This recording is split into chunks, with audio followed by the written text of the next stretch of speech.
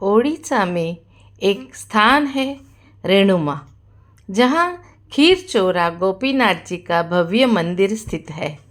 वहाँ रात्रि में ठाकुर जी को 11 मिट्टी के सकोरे में खीर का भोग लगाया जाता है और भोग लगाने के बाद जितने भी दर्शनार्थी होते हैं सब में वह खीर प्रसाद स्वरूप बांटी जाती है।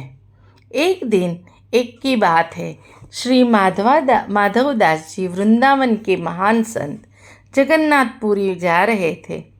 रास्ते में रुककर रेणुमा पहुँचे। उन्होंने सुना कि यहाँ तो गोपीनाथ जी को खीर का भोग लगाता है, तो एक रात के लिए रुक गए, शायद उन्हें भी कुछ प्रसाद मिल जाए। रात्रि में ठाकुर जी को भोग लगाया गया। 11 सकोरों में खीर चढ़ाई गई। भोग लगाने के पश्चात प्रसाद वितरण हुआ। भीड़ बहुत थी। माधवदास जी पीछे खड़े रहे थे। प्रसाद बांटते बांटते माधवदास जी तक पहुँचते पहुँचते खीर समाप्त हो गई। पुजारी ने हाथ जोड़कर बोले, भक्तवर, खीर समाप्त हो गई है। माधवदास जी 3 दिन से उपवास में थे, परंतु फिर भी न किसी ने उसे कुछ कहा, न किसी मन ही मन बोले, हे जगन्नाथ, आप तो जगत के अन्नदाता कहलाते हैं, पर आज आपके द्वार पर आकर भी अन्न नहीं मिला। वे एक वृक्ष के नीचे जाकर बैठ गए, भूखे प्यासे पर मौन शांत भक्तवत्सल भगवान के भरोसे। रात्रि में ठाकुर जी गोपीनाथ जी ने पुजारी को स्वप्न में दर्शन दिए। उठो, एक खीर का सकोरा मैंने बचा कर रखा है, जाओ उसे लेकर माधवदास को दे दो, वे भूखे हैं। पुजारी चौंक गए, बोले, प्रभु, मैंने तो 11 सकोरे ही चढ़ाए थे और सब बांट दिए।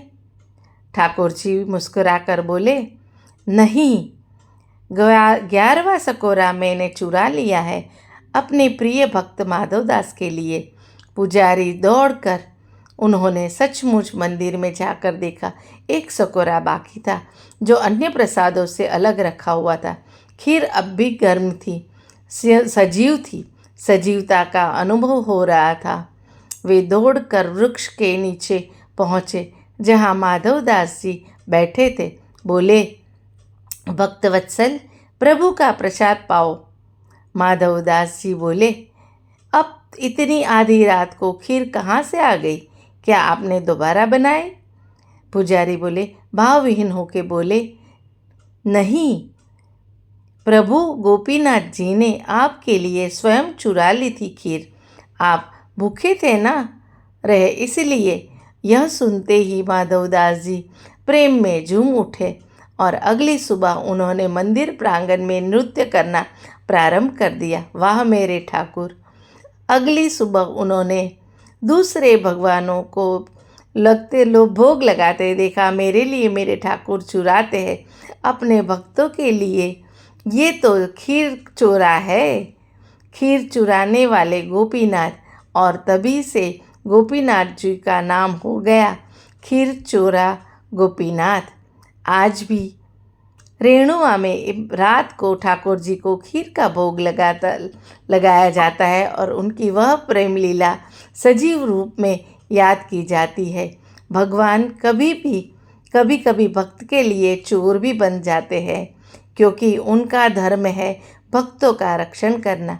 जो मांगते नहीं, जो पाते हैं, ठाकुर जी उसकी सबसे गहराई कृपा पाते। बोलिए भगवान जगन्नाथ और माधवदास की जय हो। जय श्री राधे। जगन्नाथ प्रभु की जय हो। जय श्री कृष्ण। अगर आपको ये मेरा वीडियो अच्छा लगा हो तो लाइक कीजिए, शेयर कीजिए, सब्सक्राइब कीजिए। धन्यवाद।